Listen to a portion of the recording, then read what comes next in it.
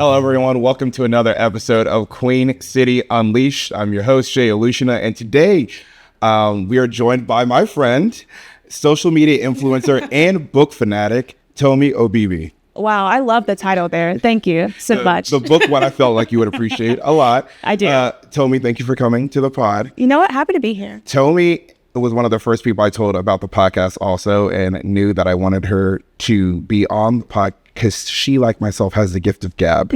So this is going to be a very fun episode. I'm very excited about this. Well, Let's start with the basics. Tomi, where are you originally from? What brought you to Charlotte? How long have you been here? sure. So I'm originally from Columbus, Georgia. Okay. I grew up there my entire life, and then I went to Auburn. Tigers. Yeah, War Eagle, go Tigers. I know it's a confusing thing. Wait, it's both? It's a whole thing. Okay. We're the Tigers. That's our mascot. But we say War Eagle instead of go Tigers. Identity crisis sounds like. It's Okay. We'll circle back. We'll circle back. Okay. But that's where I met my husband. Okay. And my husband's originally from Denver, North Carolina, which is like 45 minutes from here. On the outskirts. On the outskirts. It's in the boonies, the sticks. And he moved back here after college. And after I did grad school, some other job things, I met up with him back here. Okay. Then we got married, and now we've been here since 2019. Okay, it's 29. So you guys got here right before COVID. Yeah. Okay, we got here 2 months after COVID, May of 2020. I mean, wasn't that a time? I mean, for everyone, but also just like if you're moving to a new city. It was not ideal because like, No. we're like, people are like, normally during COVID we go do, and I'm like, well, we're here during COVID. And so all we could do was really just go to the pool. We went to the pool a lot. Good for you. Friends. And we did that granted, we have good weather here. So we were able to do that through like September. Yeah. And then things started to open up and then we could actually like venture out. But yeah, it was rough going. It was a time. I know. Trying to make friends as an adult, I feel like is already a huge thing. Yeah. It's not the easiest. That compounded on top of it was just a wonderful journey. I will say our city is better at making friends than a lot of other cities. We're a lot friendlier. Where's this data coming from? Everyone that I talk to says this. Circumstantial. Really? You don't think so? Well, like, I mean, maybe from like a Southern perspective of people like being nice and friendly, but I don't know if Charlotte specifically is. Like some of my friends from like Northern Virginia that moved down here, DC area or New York, they're like, yeah, it's so much easier to make friends here in Charlotte. People are a lot more welcoming to like a casual conversation that can lead to something. Interesting. Maybe it is the weather, just helping people out. Hey, we have more sunshine here. Maybe that's part of it. Yeah. What do you and Will, your husband, what do you guys like to do? What do you like? Where are you going to spend time? Fun things. Yeah. We love to go to the movies. We love to try out new restaurants and things. But usually we're hanging out with a bunch of friends, going to like breweries and just kind of like having a little community thing, but it doesn't really matter where we are. Are you an Oscar movie person? Like, are you trying to watch all the movies that you know are going to be up on the list for the Oscars? Or are you like, I like the storyline, I'm going to watch it? I'm someone who likes to keep up with like the pop culture zeitgeist. So if it's something that's like made the rounds in news, then I'm gonna watch it. Mm-hmm. So that's where you'll find me. Me, on the other hand, I don't give a crap. Really? Yeah, I watch movies for storylines if I think it's interesting. All the ones that win Oscars, I feel accomplished the random year where I've actually watched an Oscar movie. Oh, really? Actually like this. Like I don't watch them. It's just, they're like, oh, I have some friends that are like Live and Die by Rotten Tomatoes. Oh, this didn't score high enough. And I'm like, I don't care. Like I watch a movie if I feel like I'm going to be happy at the end of it. And if it doesn't intrigue me, I'm not watching it. There are so many good movies that are scored poorly on Rotten Tomatoes. So I'm not even going to use that as a what's the other one? IMDb. People are like, what is the score there? To me, if I don't like the theme of the movie, if I don't like the cast, I'm not watching. There's some cheesy movies that I've enjoyed, and then people are like, you like that movie? I'm like, yeah, I did. It made me smile. Okay, I'll let you in on a secret. I've started watching with Will the Fast and Furious. Yes. Franchise, because I was just like, how can they keep making these? Tell me more. Where did you start with this? Did you start with one? We'll start with, of course. Okay. Anything else would be Did you skip insane. Tokyo Drift, though? No, that's the only one that I really wanted to watch. I just feel like... You gotta watch Tokyo Drift after... Is this like Star Wars? We're like, oh, here's the correct... No. Tokyo Drift is the only one that they shot that one, like, during that time in, like, America's cars were, like, a big deal. Okay. And, like, drifting was a big scene. And so they went to Japan and shot that movie as like, a spin-off. but it actually falls into, it can be a standalone movie, but there's like a 2-minute clip, I think, at the end of it that ties it to the end of the 7th movie going into the 8th. So it comes back around later, but so I am a Fast and Furious fan. That was one of like 2 movies I actually went to the movies to watch. You're saying that with your chest in front of, there's a camera here and everything. There's a mic in my hand. I'm saying it. I am saying it. But I enjoy the movies like 1 through 6. And then it became a Marvel franchise. Right. And that's where I draw the line. Brazil, have you watched Rio? I've literally watched 1 through 3. Okay, so the 4th one is probably my favorite. Most Fast and Furious fans love the 4th one. Okay. It's just, this is the first entry of The Rock, which isn't what makes it good, but just the way they wrote it and the action in it is so much better. And then around 6, when Dominic Toretto caught someone out mid-air on the interstate and they landed safely on a car, was where I started to say, okay, we're going more for a superhero theme now. Mm-hmm. And so the rest of them, there's a villain. Everything. Like they go to space. Ludacris and Tyrese Gibson. So that's where like it starts to get a little crazy. Yeah. I went to watch the one last year and I walked out disappointed because I said, we're doing too much. Like, I know we've been doing too much for a while. Yeah. But like this one, we really are doing too much. I still enjoy them. Will I go watch every single one of them until they're done making them? Yes. Because you're committed now. You're like, I mean, I'm 9 movies in. I can't jump ship at this point. So yeah, I'm not someone who's saying they're good movies, but they're movies that make me smile. That's fair. And I'll accept that. Like Transformers, wasn't winning an Oscar. Love them. Okay, yeah, but who didn't love the original Transformers movies? You also did. Shia LaBeouf, Megan Fox. It was like, for us, no matter who your crush was back in the day, I feel like either the 2 of them. Josh Duhamel was also in that movie? That was some prime Josh Duhamel. I think younger, non-problematic Tyrese was in the movie too. Okay. So I feel like, that was a time. Yeah. Robots and Megan Fox and Shia LaBeouf. That was a good time. Yeah. Okay, so you said you like to go to the movies. Mm-hmm. Also breweries. Let's hop into that. What are your go-to breweries? If you had to pick like 1 or 2. So this is hard because it's like, I don't drink beer, actually. So but you say you hang out there. But I'm there for the vibes. I'm there because everyone else is there. So then what are your favorite breweries for the vibes? Yeah. Okay, so I love Old Meck just because of the outdoor space. Okay. So I like that we can like utilize that and just all come together. I also love that area, like the brewery quarter. I don't know what it's called. Losa. Sure. But I feel like it should like have its own name for like the brewery district. Let's call it that. You heard it here first. Losa Brewery District. Just because like I feel like it's really nice to be able to walk from place to place around there and just check them all out. So like I have friends coming into town and I'm going to try and probably go and take them around that area. Okay. Like they're like Protagonist too. Because I love the Protagonist. There's another one over there. Brewers at Yancey also carries a lot of Bold Rock product. Yes. And so that's one. And I've also eaten there and enjoy the food. To me, breweries are now starting to get ranked since a lot of them have food. Yeah. I take that into consideration. Because if I'm going to be there for a while, I am a snacker. Yeah. Like it doesn't have to be a full meal, but I needed something that I can like pick up and just like nibble through as we're there hanging out. Okay, so that's breweries. Let's go cocktail places. Ooh. Cocktail places. And this is for the vibes and also the actual cocktails. I'm trying to think. There's a place in South End. Is it called Broken Promises? Yes. I've been there like a couple of times. You know, they're the sister, brother, or company bar to Lost and Found. Yes. Yeah. Rest in peace, Lost and Found. As it makes a return eventually.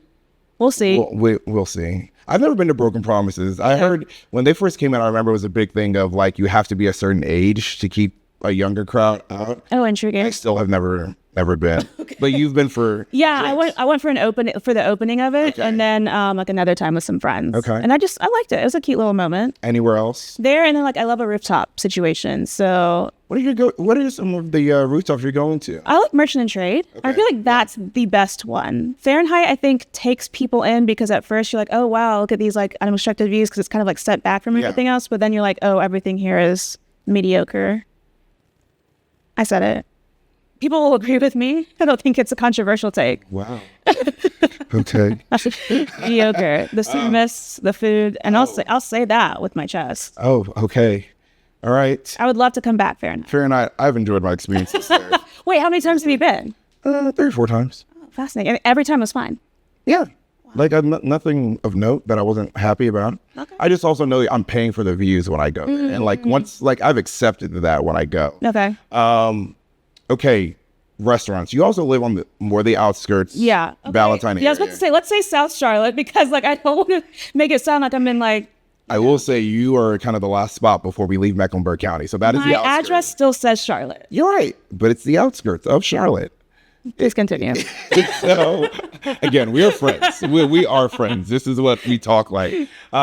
Okay, so restaurants. I feel like you get to experience more because you're further away from the city. We don't do a good job of getting out of our bubble to go eat. So like, what are some restaurants that you guys enjoy? I love the Blue Taj. It's close to the Ballantine Hotel, kind of like across the street from there. Some of the best Indian food, I think, in the Charlotte area. Very, very good. Okay. And I love me some Indian food. Yeah. A nice goat curry, lamb curry, chicken biryani. Yeah. Give it all. Blue Taj. Yeah. Okay. So that's one. I feel like a lot of the places, once you get out from Charlotte, like that you were saying, oh, we don't move from Center Charlotte, but like, why would you? I feel like all of the local spots are more in this area, and it gets more chain, I think, as the further out. The outskirts. Yeah. Out. You said it. I said further out. I said further out.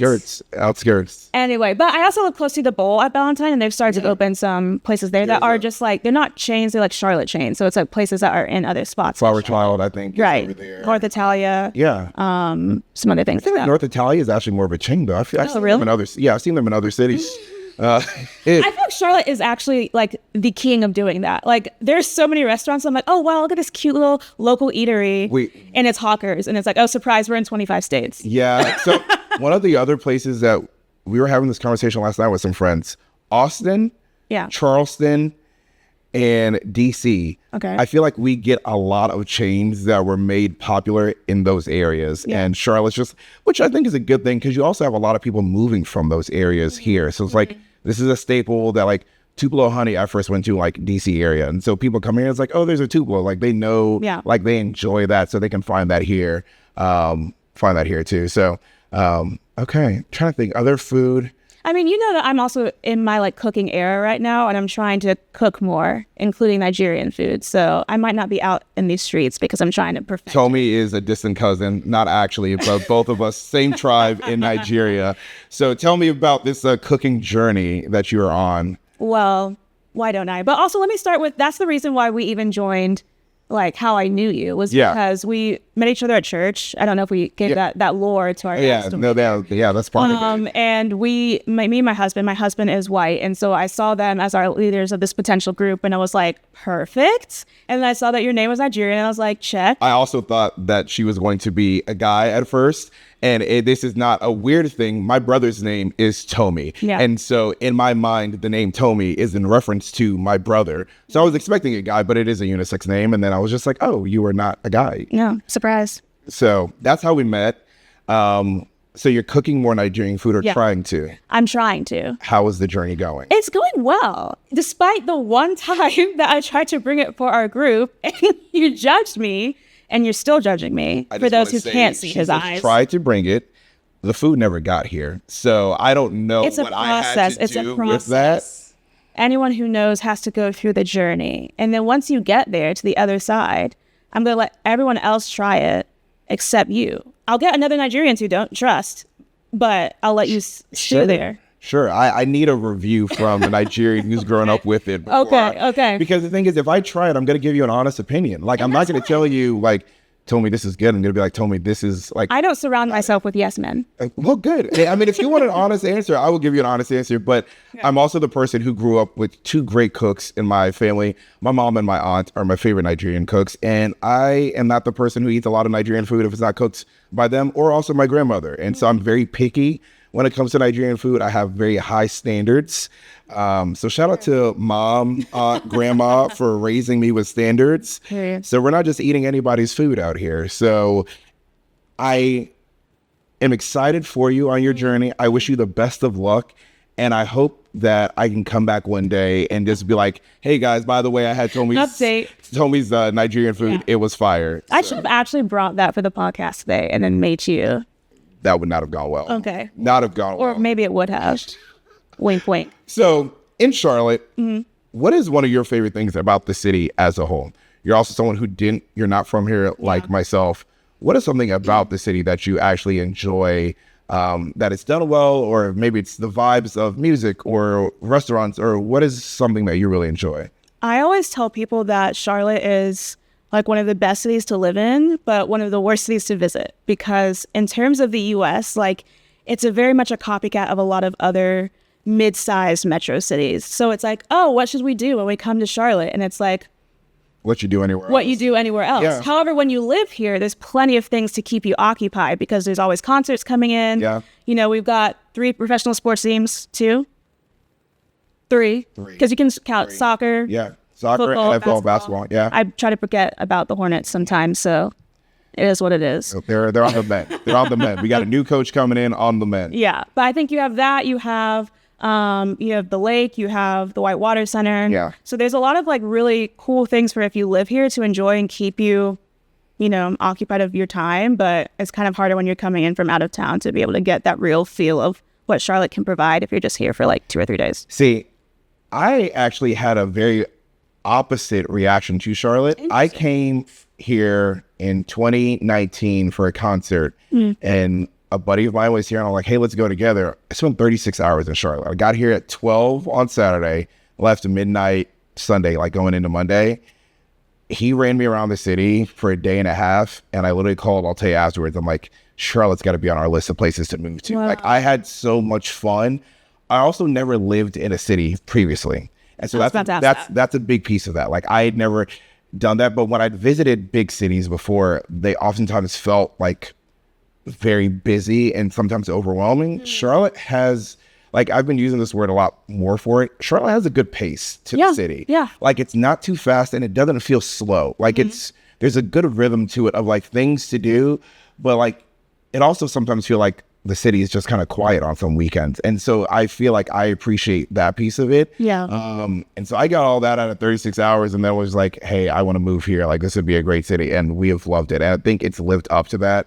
I do think if you're visiting, though, I don't think we have anything very unique about us. Right. You go to Austin or New York, like there are always a few things you have to do. I don't think we have our few things that you have to do here. If you have some few things that you think you have to do in Charlotte, let me know, because I'd love to see if I agree. I mean, I'm sure a certain demographic would say the NASCAR museum or going to like NASCAR things because it's so big. Yeah, I mean, I'm not really into NASCAR, but I get that. Like, Altea went and checked it out with her sister.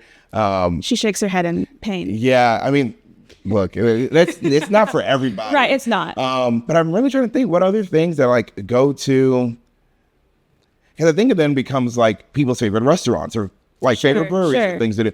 Sycamore, the way it was set up before, I still like Sycamore now. This is not, like, I enjoy it. But there was something special that the gravel lot, that was a place that, like, no matter who you were, everyone went there. Loved it. And I felt like that was a staple. Like, if you're in Charlotte, I tell people, like, just go check out Sycamore. Like, just the vibe of it was. The reason why I hang out outdoor at Old Mech now is because the other place at Sycamore is gone now.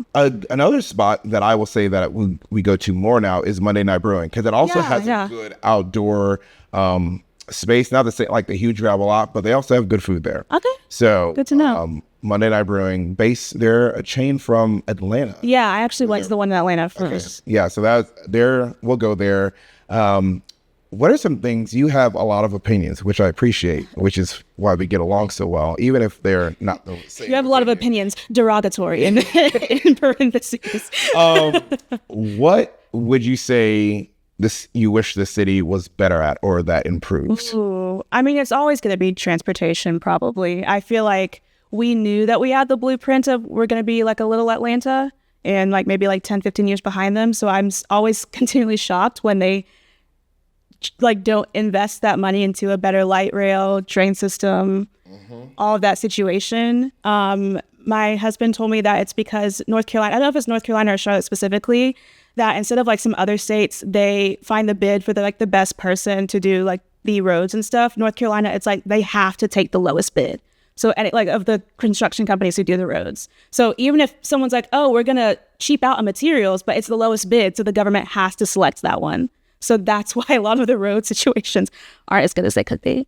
Now let's like fact check this, because sometimes I don't fact check him and then it's like craziness. Okay. But yes. that's what I've heard. That is not a Queen City Unleashed statement. That is Tomi's opinion. I did see something recently that the plan, I think in the early 90s, there was a plan for us to have 5 different like light rails. Did you see this recently? And I was like, man, that would have been awesome, because I think that is one thing that I think we should be able to easily get from, like, especially in Central Charlotte, one neighborhood to another. Like, I feel like there should be some sort of rail system that can get me to South Park if I wanted to go, or Plaza Midwood. Absolutely. NODA to Lower South, you have the main light rail that we have. And there's the east to west one. So we're right off that. But like going all the way across doesn't really put you in like the spot of Plaza that you want to go to. Right. And so that I do agree. I'm curious what happened with the plan of why they didn't. But I also know that a lot of money is needed to make those things happen. Yeah. And so I'm hoping that we start to prioritize that in the future, because if we're going to continue to grow and invite people to our city the way that we are, we need to make sure we have the infrastructure. And I think that transportation is a huge one. Absolutely. I think that's like the huge difference maker in terms of the city levels in the US is their transportation system. So if we're not going to invest in that, then we're not going to be able to get bids for different events and stuff that come here. Like that's the reason why we were left out of World Cup things, was because we don't have that transportation system. Like just think of how much money that could have poured into our city. It would have been fantastic. Right. To be able to host the World Cup games here in Charlotte. Exactly. Now I'm having to figure out where I'm going to go watch, probably Atlanta, but having to figure that out. I have this debate with my friends here. What would you say the identity of Charlotte is? Good question. I don't know. I think it just screams like millennial, honestly. Like it's a very newish type of city and feel. I think everything that they invest in terms of like culture and arts is like something that's current versus perhaps something that might not last as well and work for a long time. More like financial institution things. Like I think that's like the heartbeat of it. But I feel like there's not really anything, again, like the unique part of it. Just kind of this all the time. Breweries and chicken sandwiches. Wow. Chicken sandwiches specifically. There's chicken sandwiches everywhere. I mean, yes. Here in Charlotte, more than any place I've ever been to. Specify. Like every restaurant, brewery, like there's a chicken sandwich everywhere you go. It's more of a joke, but like the breweries is a big one. Yeah, I think we're very well known for breweries here. I was like, I'm ready for the chicken sandwich Rex. Like I thought you were gonna hit me with it. I'll have to pull out my phone. That's right. That's a different chicken sandwich. The spreadsheet. Yeah, there's a handful of them. So like I've started to try to keep. I said this before. Suffolk Punch, one of my favorite chicken sandwiches, which is like super random. Yeah, a very good chicken sandwich. But yeah, in our conversation yesterday with some folks, they're like, our identity is confused. And I'm like, that's not entirely false. And I don't think it's confused in like a negative way. I think it's just, we're trying to accommodate a lot because we are a migrant city. So I think the city is trying to have a lot of things that would make people happy from wherever they are from. Perfect example to me, and I did not go, and I heard good things about it, but Love and Life Music Fest to me is a perfect culmination of what Charlotte is. We have no idea.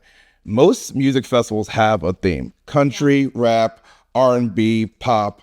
Ours was like, we're gonna throw it all together, like, which I think is great. Like that's a festival that's probably gonna pull a lot broader demographic of people because there's something there for everyone. Most music festivals that I'm aware of do not have lineups like we did here. Post Malone, Noah Kahan, DaBaby. I was like, these Stevie are Nicks. It was like just very, very different genres. Yeah. But I think that's a good example of like what we are. It's like Charlotte is a place that I think you can find the thing for you here, which I don't know if a lot of cities can say that, but I feel like there's something for everyone here. You just sometimes it might be harder to find, but I think it's here. I think they also suffer from the fact that there's a lot of other large cities in close, like geography wise, that Atlanta being 4 hours away, right, have their own very strong identity. So like you have that, you have Nashville as well. So it's like if you were to especially do a music festival, it's like what do you do that's not like, oh, this is kind of weird that you're doing it and not ABC. Yeah, that does make that tough. So okay, let's talk about you and your career. ooh, let's do it. Background, and how you got into your social media influencing now. I know you had a blog at one point. Tell me about I still do. Okay, yeah. So tell me about that and getting to where you are now. Sure. So I started while I was in college because I was pre-med. I hated science and math. So as you can tell, that was probably not the best major for me. Yeah. But like most Nigerian children, doctor, lawyer, engineer. those are your choices. So that was the path I was on. I literally got to my senior year of college, like the first semester, and I was like, I'm studying for this MCAT, and I'm like, please, Lord, take me away. Oh, so I was like, what can I do to help me like have like a little cathartic release, just like, you know, be able to like get some emotions out, talk about random things. And then I had a friend who was in PR, and she's like, oh yeah, we have to make blog websites for our like final project.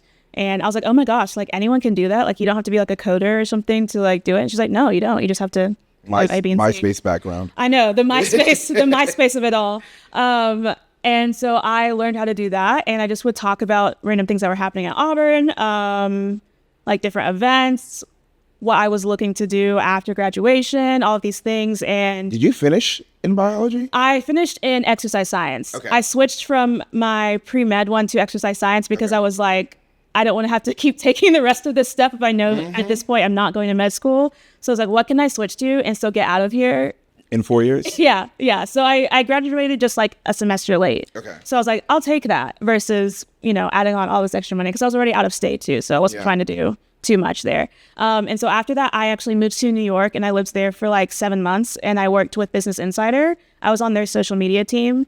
And it was really fun because it was during the like BuzzFeed-ish era. So it was like, this burger is the biggest burger in Brooklyn. Let's see it like up close. So you would get to go. So I would get to go, be there, help them film things, do the taste test stuff like in the office. So that was like a really fun time to be in the like social media like space, but also just like what we were doing was really fun. Early BuzzFeed had some of the best content back in the day. Like I thought they were...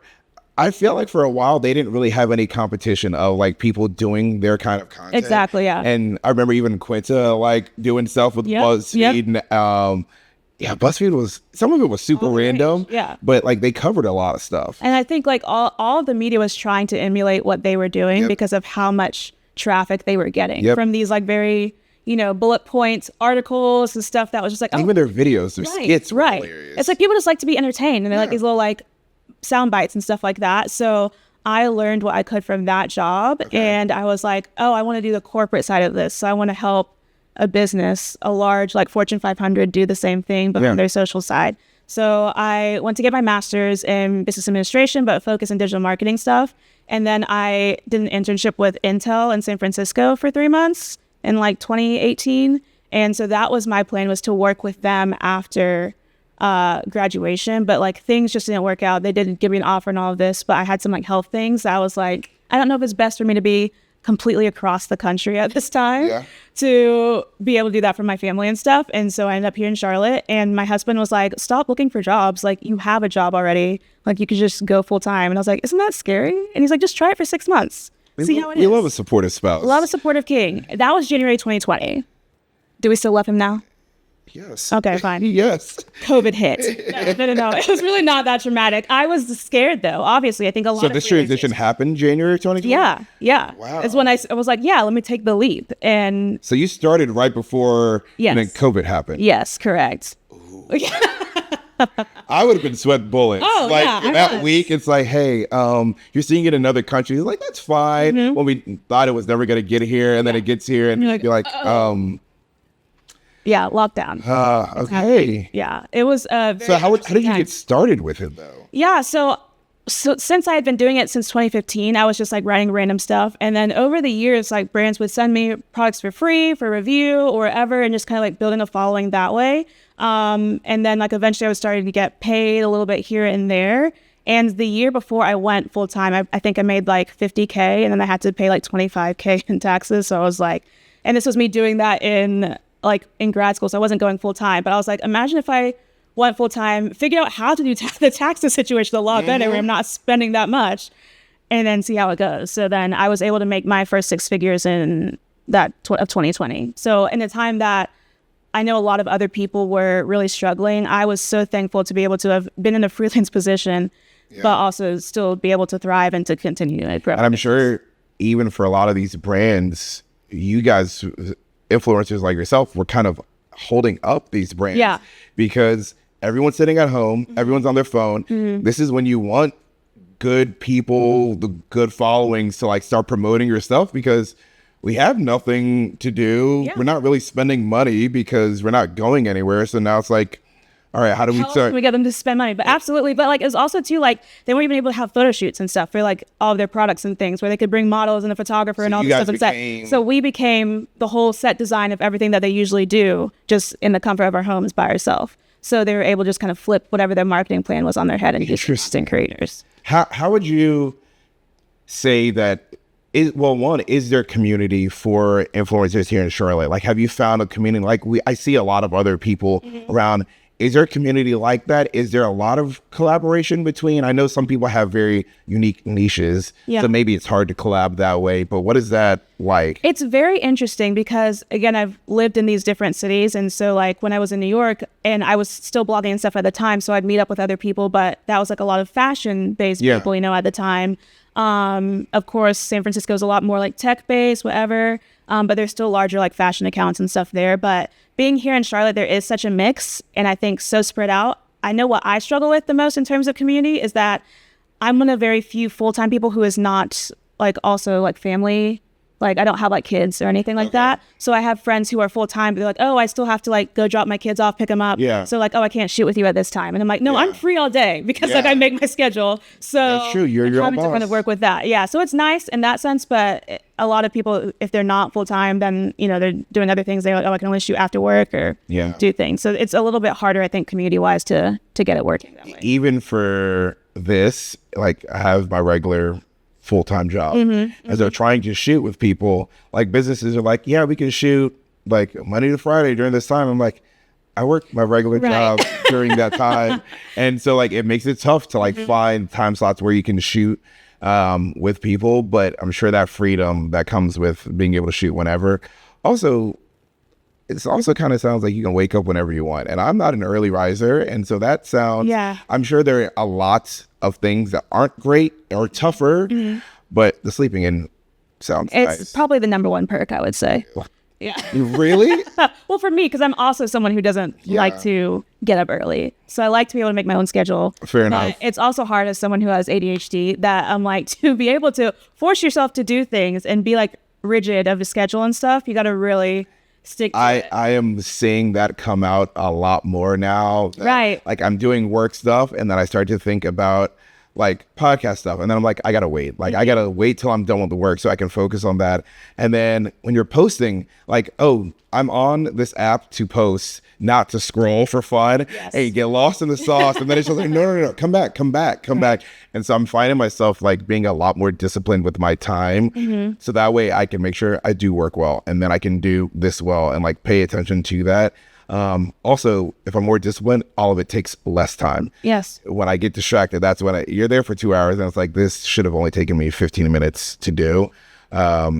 So speaking of like the upsides, what are some, I know the flexibility, being able to do things on your own schedule. Sure. What are some of the, I don't want to say downsides, but like struggles of, or fears being an influencer and knowing that like your income is coming from these brands? I know a lot of podcasters talked about like that we're making a lot of money from podcasting, is that after COVID, a lot of these ads stopped paying. And so a lot of them started to suffer from a revenue standpoint. So they moved to like a Patreon model. So that way, like their fans, like their true fans, can pay to see them. What are some of those struggles of being an influencer for you? Yeah, I think for any freelancer, the biggest tip is to make sure you diversify where all that money is coming from. So that is why I still have a blog, because I can get paid from ads like placed on there. And so I don't even have to like, I mean, obviously it's nice to keep getting more page views and like creating new content on there, but it can just be a passive sort of income just from like old things. Like I get blog posts from like 4 or 5 years ago that still get like 20,000 like page views a month or something. Wow. And I just put the ads on there and I'm still just like creating revenue from those. So that's like an option. You also have the way that you can create products, digital products and stuff for people, working with brands, working on products that are up for commission. If you're like, hey, buy this thing, and then you get like a kickback from it. So it's making sure that you just have those little different tidbits, those different pots that you're working with. And now balancing all of that is very hard. Yeah. And I would say perhaps is one of the downfalls of it. Again, I think as long as you just like figure out what your schedule and stuff is, and you can make it work for you. Can you give me a story of a brand that reached out that you were very surprised by that like made you happy? Like I know for myself, if Nike ever reached out to me, I'd lose my mind. Yeah. Did you have someone that you were a fan of personally for a long time that then saw you and reached out and you were like, this is like you're checking you want to make sure it's not a scam? Right. Like, do you have a brand or two like that? Probably a brand or two. I have worked with Hyatt's hotels. Yeah, because they're all inclusive resorts, and so I went and they offered me a trip to the Dominican Republic to write on their newest resort in Punta Cana, and I was like, at the time, guys, I only had 14,000 followers on Instagram, so I was looking around like, is this real? I was like Googling other Tomi content creator, like trying to make sure they didn't mix you up with somebody else. Mix me up with somebody else. And they're like, no, we really liked this other travel post that you did. Love like the photography stuff that you do. Like we would love to work with you. So you never know. And I think people always discount. They're like, oh, I only have so-and-so followers, so I don't want to reach out to so-and-so brand. But you don't know, like sometimes they're trying to target different audiences. Yeah. So they loved to look at Charlotte people because they were like, there's a direct flight to Punta Cana from Charlotte. So it's like you just don't know when those opportunities can come from. And then I also like worked with Starbucks and stuff like a couple years ago and did things with them. And that was one that was like, oh, a product that like I go there. Starbucks that we all know. Right. Yeah. Whenever I can work with a product that I'm like, oh, I've been using this for literally 10, 15 years. It's always nice to see. Do you find it hard, and I'm not going to ask you to name names here, but do you find it hard to do brand deals with brands that you're not actually fans of or that you don't believe in? Like, what is that? Is it, hey, take the check and kind of be grateful for it and move on?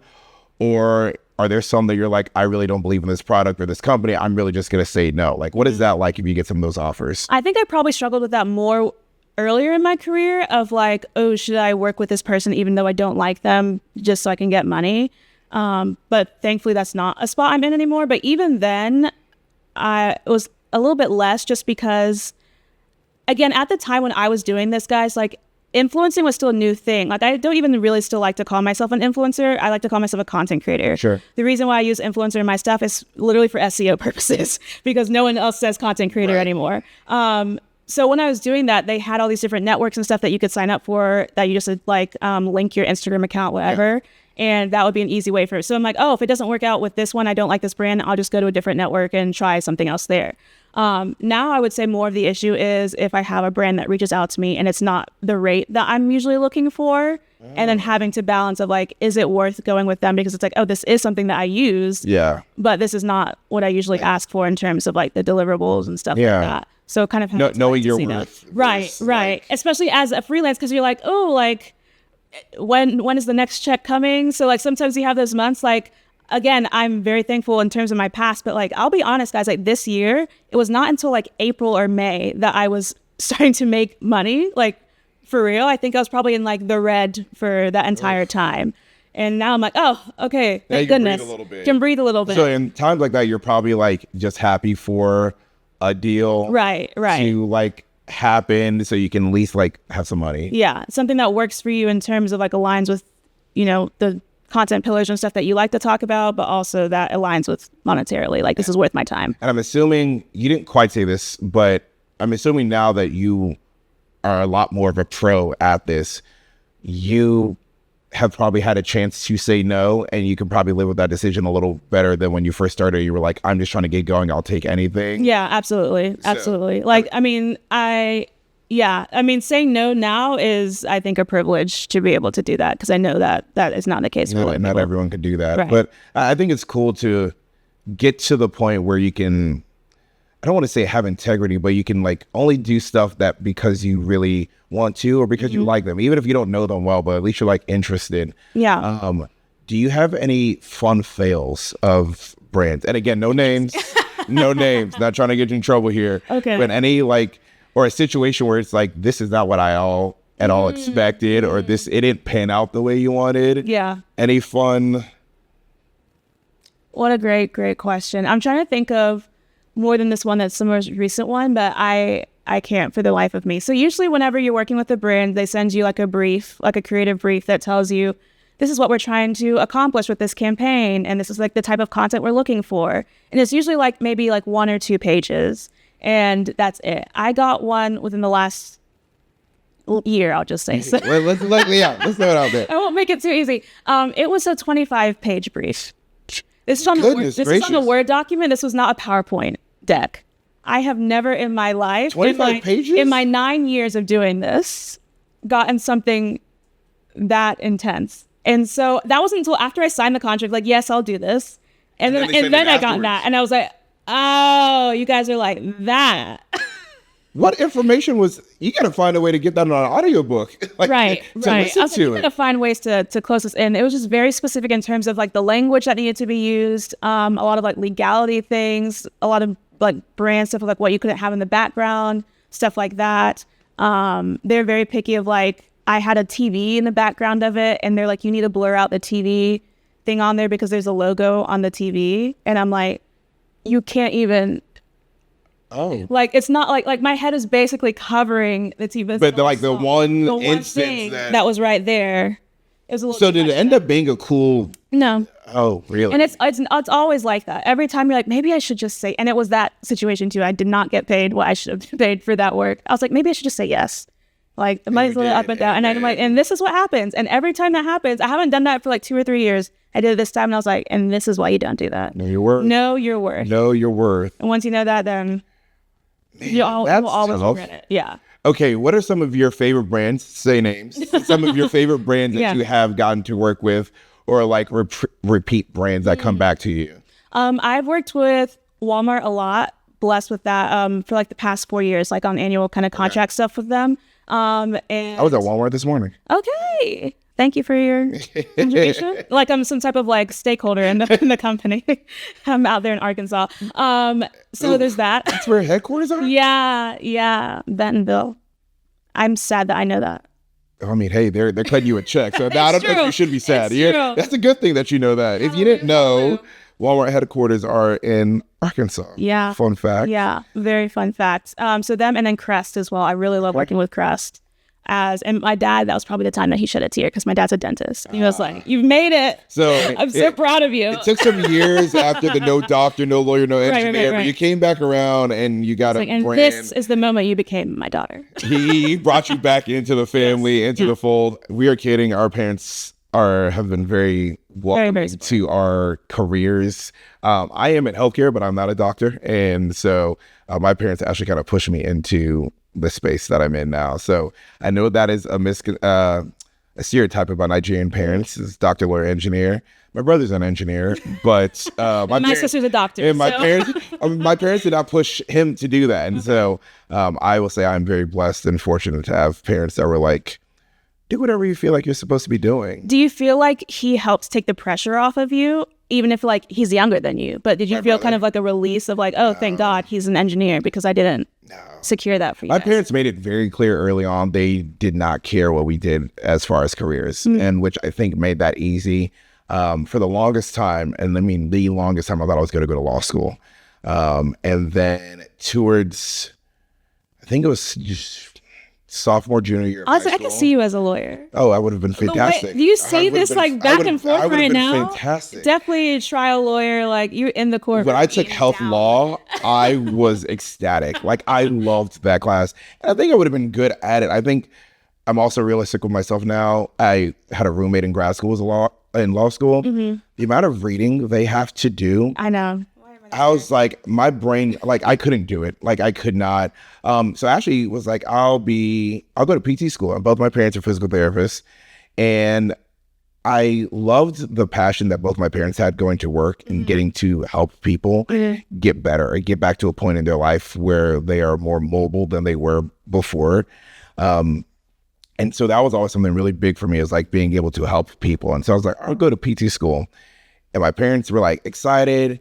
And then very similar to you, I was in school, exercise science, and I started that. I knew I was not going to med school. So biology was never going to be the degree, but I like worked my way through.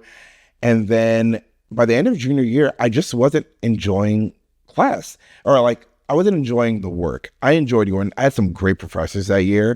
And one of them actually had a conversation. Like I had to go to office hours sometimes just to hang out with him, because he was a really cool guy and got him to do some amazing things in his career. And like, Dr. Williams, I don't think I want to go to PT school. And he was just like, well, what else do you want to do? And at that point, I'd gotten involved in like student leadership stuff and kind of seeing behind the curtain of how things are done excited me, because I'm like, oh, if you can influence this, like instead of having to fight here, like you can actually be a part of the people like making the change. So had that conversation with my dad too, and he was like, how about the admin side of it? And healthcare admin isn't something a lot of people think about. You're thinking about it as a patient. I'm going to see the nurse. I'm going to see a doctor. Like that's about all you're thinking about. They have to be people who run the operations of a hospital or a clinic, keep the lights on, make sure people get paid, make sure like we're meeting quality measures that we're supposed to meet. And so like there's a whole field there. And I'm like, oh, I could do that part of it. Right. So that's what I went to grad school for, healthcare admin. My parents, when I told them like, I'm not going to PT school, they both almost like sighed a sigh of relief that they're like, oh, good. And I was just like, what do you mean? They're like, we never really thought that was for you based off of like the gifts that you have or the skill set that you have. But like, if you were going to do that, we were going to fully support you. I'm like, wow. I'm like, you guys are actually kind of cool. I was like, I appreciate that. I like you guys. So yeah, I was just like, thanks, mom and dad. So like, they were super supportive of that. Yeah. Which helped. I just think like in terms of careers, there's so many career choices now that did not exist when our parents were coming through. So that was their biggest hesitation for me, was like, if you do medicine or science, anything, like we understand that. So like we can help you. Yeah, we can give you like tips, all these things of how to get through the process. But like if you do this or like a business side, like we don't know how to help you out there. And so I think they're more scared of like, how can we support you through this if we don't have like the best like understanding of it and all. Sometimes it's just the like support to know that they have your back. Exactly. It's what's necessary. It's everything. Like my dad being like super happy. He's like, yeah, he's going to healthcare admin. I'm like, okay, dad's excited about this. And that is enough that I'm like, I can be confident in career choice. And I now love it, as do you. Yeah. Like successful at it. One thing we're on a podcast here, but you told me before we started that you used to have a podcast. I need to understand, what was it about? Was this in New York? Like, what were you talking about? So it's funny because I was trying to think about this earlier, and I really love like pop culture, as I said earlier. Yeah. So the reason why I think is because I did grow up with immigrant parents. And I was always on like out of the loop in terms of like inside jokes from like movies people had watched or music. And I'm like, what the heck are you guys talking about? Like they would say all these things where I'm like, I'm trying to think of examples. And I was like, guys, I don't know what you're saying. Like Stevie Nicks. And like, I had no idea who that woman was until Glee happened. Shout out to my older years is when I'm understanding a lot of them. Missed that. Yeah. Okay. And so I think I was like, I'm never going to let this happen again in my mind. And so I always go on these like deep rabbit holes of Wikipedia in terms of like learning stuff. And I'm like, oh, they're in this movie and that movie. And I just like do the little spider web of how it's all connected. Yeah. So I started a pop culture podcast with a friend who was not based in Charlotte. She's in DC. Okay. And so I think that does make it a little bit difficult, more difficult to do it like the Zoom way and having it like those technical issues and whatnot. But we did it for a little over a year, and we would also do like recaps of The Bachelor because we really loved The Bachelor. And it was during the Matt James season, which if you know, he was the first Black Bachelor. So we're like, and she's Black as well. So we're like, let's give our take on a very white space as Black women and share our thoughts as he like goes through this. What a time that was. What a time. I'm not a Bachelor person at all. I will not even claim to be close to it. Yeah. I watched one season after I got married and told my wife, I will watch this. Wait, what season? We have to know. It was Pilot Pete. Oh, that's a good one. I thought it was awful, and I told her Awful in a good way? No, I thought the whole thing was awful. You lack taste, is what you're saying. It just felt like a waste of time. And at the end of it, I said I will never watch another season of The Bachelor or Bachelorette again, and I've held to that. I mean, that's fair. It wasn't. If that didn't grip you, Yeah, like that was my thing. I'm like, Then if this is nothing supposed will. to be a good season, and I didn't like it. it depends good on what you value and when it comes to reality TV. If you're there for the love stories, absolutely not. That was not the season for you. It was trash. But for the drama, for the intrigue, If I want drama, I can find better drama somewhere else than The Bachelor. okay. You're telling me that you weren't gagged when Chase Rice was on the stage and the girl that was on the date with the Bachelor, Peter, Chase Rice was there. She's like, oh, I used to date him. And he was like, Chase Rice, the singer. And then like, yeah, they all like talked afterwards. None of it. It just was like, it was okay. Like it just wasn't. Wow. So Me. you did But the anyway, so I podcast. did that. I did the podcast. Okay, We're getting back. We're circling back, like we said. And it was very difficult because it was based on current events. So if we didn't film an exact time during the week, it would already feel like it was stale in terms of getting the information out.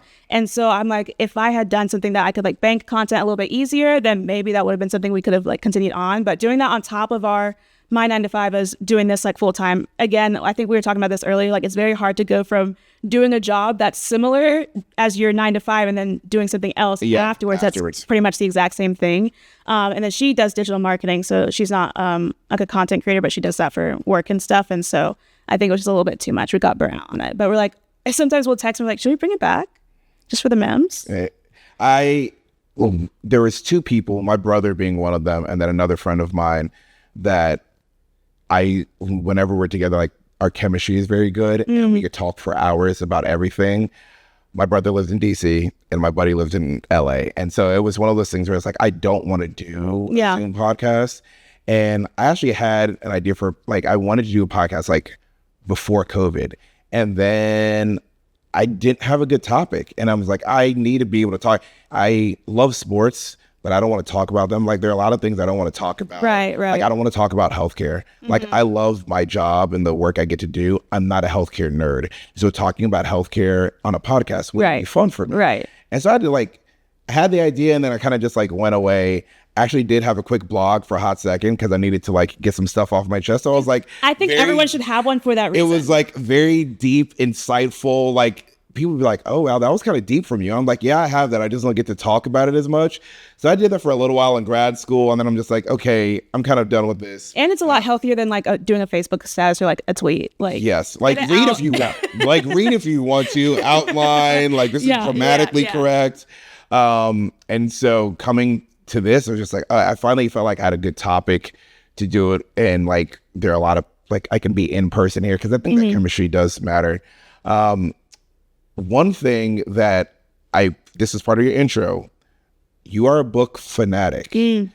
When did this start? Tell me about that, please. I need to understand more. Like, I feel like it's even you've become more of a fan even since I've known you in like a year or two. And it's like, Yeah, I started with COVID because I was like, oh, I don't have any hobbies that don't relate to my job. Like I did photography stuff and I was like, I do that for work. Yeah. Or anything that was like within social, like scrolling, whatever, movie watching, pop culture things because I was doing the pockets at the time. So I was like, what can I do that's not in that genre at all? And so I was like, oh, I loved reading as a kid, but going through undergrad, grad school, I was like, no one's reading. I'm tired, right? I'm tired of looking at text. And then I was like, oh, let me just try a couple of things here. And I was just like, oh my gosh, I'm in love. This is the best thing that's ever been invented. What is your goal for this year? 150. Where are you at? Probably close to 100. Yeah. And I think I've read 2 books this year. I'm also weird when it comes to reading. Like it has to be, I only read biographies and it has to be about like somebody or stories that I'm really interested in. Okay. Because I think I want to learn more about people and kind of like the whole point of this podcast, I think getting to know the stories behind people's lives. So it's all on brand for you. Yeah. Like it's very consistent. And like, I like that storytelling piece. There's a guy Talking to Goats, Jim Gray. And this is, as a sports fan, is one of my favorite books because there's so many moments in sports history that I did not realize he was part of. So like he was the one who spoke to Mike Tyson first after he bit Evander Holyfield's ear. And like he talks about that in this book of like his relationship like to this day with Mike Tyson and how close they are. He I believe Dr. J was in his wedding. The craziest story was he was in New York, came out of his hotel room. There was a black limousine. Somebody rolled down the window and said, "Get in the car." And he was like, but he can see like there's somewhat U.S. government. Gets in. I forget the president.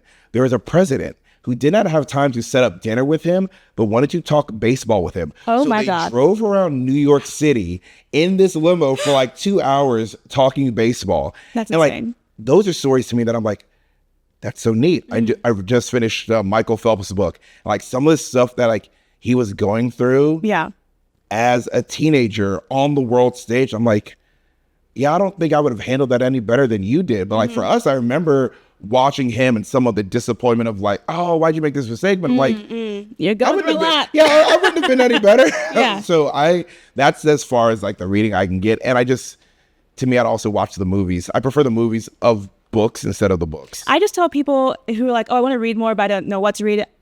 Think of the movies and TV shows that you like, the genres, and it's like, oh, books like so-and-so. And then you can kind of go from there. Like I really love like mind-bendy, twisty types of movies, like an Inception, you know, stuff like that. So like, I'm like, oh, what are books like this? And it's like, there's Dark Matter. You should really read that if you love it.